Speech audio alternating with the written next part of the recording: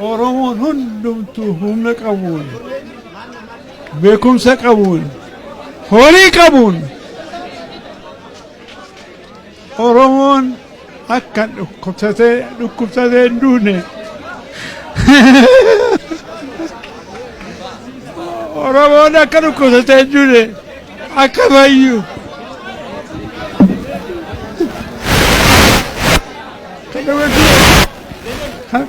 Oromoon hundumaa caalaa sooressummaa qaba.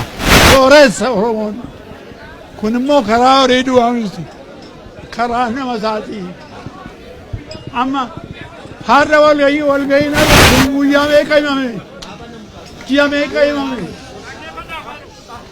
Guyyaa muraasa duwwaadha kan himame. Ilaalaa as kan jiru kan dhufe kana arguun anaaf du'a jibbuudha du'a jaalladhu. Oromoon waan hundumaa dubbachuu hin danda'amu. Oromoon abbaa biyya kanaati. Kanuma